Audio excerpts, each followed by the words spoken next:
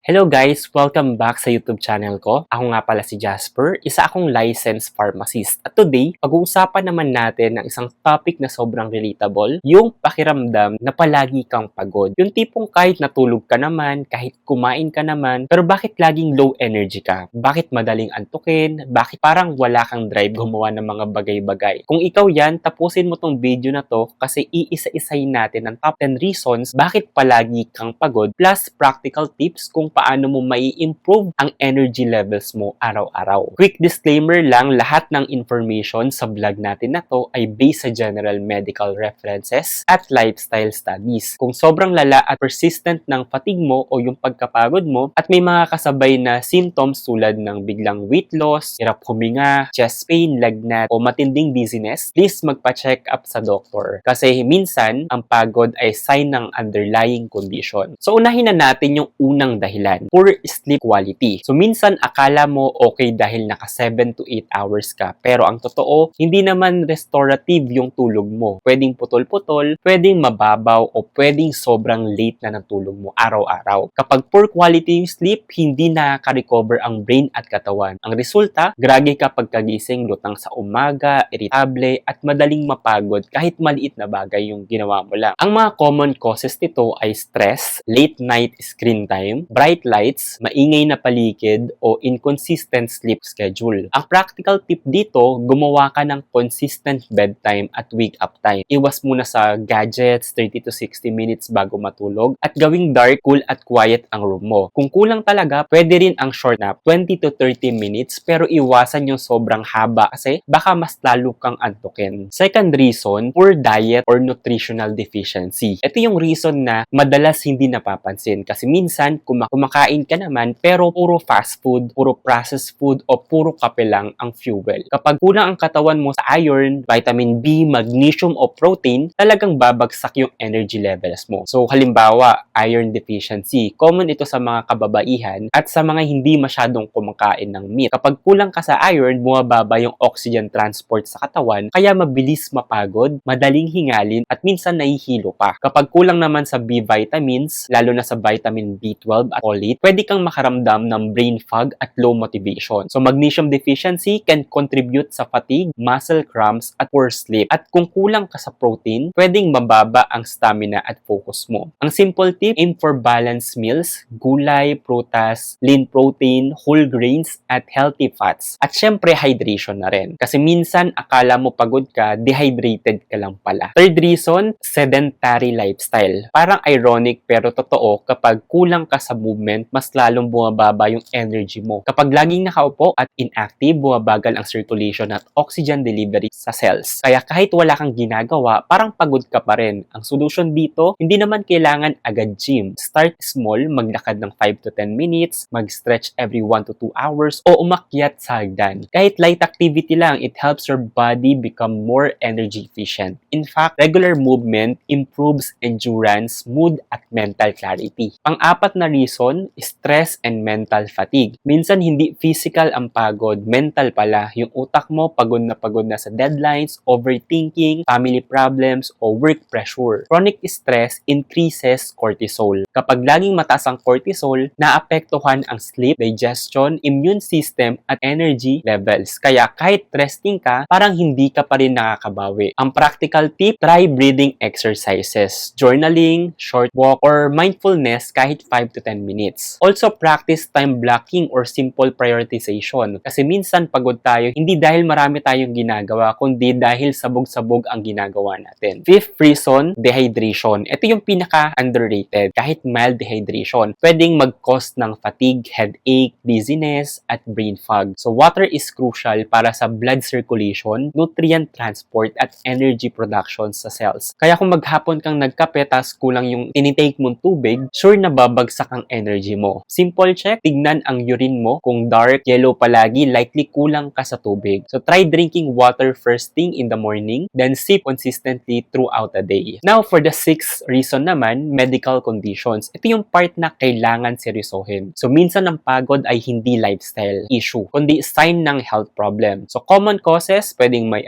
anemia ka, hypothyroidism, so pwedeng may diabetes ka na pala, sleep apnea, chronic fatigue syndrome, at minsan vitamin deficiencies na severe. Halimbawa sa hypothyroidism, underactive yung thyroid can cause low energy, weight gain, cold intolerance, at slowed metabolism. Sleep apnea can cause poor sleep kahit natutulog, kaya pagod na pagod ka pagising. Kapag persistent at unexplained ang fatigue mo for weeks, magpa-check up. Basic blood test can help identify causes early. Pang-pitong reason naman, caffeine and sugar dependency. Nakakatawa pero minsan yung iniinom mo para magising ang dahilan kung bakit ka mas pagod later. So caffeine gives a temporary boost pero kapag sobra, you build tolerance. And kapag late ka nagkape, nasisira yung sleep mo. Sugar naman, biglang spike sa blood sugar tapos biglang crash. Kaya antok ka after. Ang tip, limit coffee to 1 to 2 cups a day. So avoid caffeine after mid-afternoon at palitan ang sugary snacks ng protein plus complex carbohydrate. So examples, yung nuts, yung yogurt, peanut butter with banana, or boiled egg with whole wheat bread. Pang-walong reason, mental health issues. So fatigue is not only physical, anxiety and depression can manifest as persistent tiredness, low motivation, poor concentration, at pakiramdam na heavy kahit wala kang ginagawa. Kapag chronic stress, overeating, or slow mood ang kasama ng pagod mo, it's worth talking to a professional. Simple steps like routine, sunlight exposure, exercise, and social support can help. Pero kung severe, don't self-diagnose. Seek. Ninth reason naman, chronic infections or inflammation. Minsan may low-grade infection o inflammation sa katawan mo na hindi mo napapansin. Like chronic sinus issues, dental problems, recurring UTI, or autoimmune conditions. Kapag immune system mo laging on, energy drain talaga yan. If fatigue is accompanied by frequent infections, body aches, or unexplained low-grade fever, magpa-check. Lifestyle-wise, focus on sleep, hydration, and balanced diet. Pero medical evaluation pa rin ang key. And for the 10th reason, overworking and lack of real rest. Ito yung pinaka-common sa panahon ngayon. Kahit weekend, may trabaho pa rin sa utak mo. Kahit nagpapahinga ka, nag-scroll ka naman hanggang madaling araw. Kapag walang downtime ang katawan at isip mo, mauuwi sa burnout. Ang solution, set boundaries, schedule breaks, and prioritize recovery. Rest is not laziness. Rest is part of productivity. Kahit 10-minute break na walang screen, malaking bagay. At kung kayang maglaan ng hobbies, light movement, at real social connection, ay mas maganda. Ngayon guys, after natin pag-usapan yung top 10 reasons bakit palagi kang pagod, ang pinaka-importanting tanong dito ay, ano ngayon yung kailangan mong gawin? Unang-una, syempre, huwag ka agad maghanap ng supplement kung hindi mo pa naayos yung basics. Kasi kahit gaano pa kamahal yung vitamins mo, kung kulang ka sa tulog, puro junk food ang diet mo, dehydrated ka, at stress ka, babalik at babalik lang yung pagod mo. So, step by step yung approach natin. So, step 1, so ayusin mo yung sleep pattern mo. So, targetin yung 7 to 9 hours na quality sleep, fixed schedule, dark room, no gadgets, bago matulog. Kung may hilik o feeling mo na hindi nakakahinga ng maayos sa gabi, possible may sleep apnea, so magpa-check up pa rin. So, very helpful guys yung paglagay ng kurtina na itim, most especially for those night shifters kapag matulog ka sa araw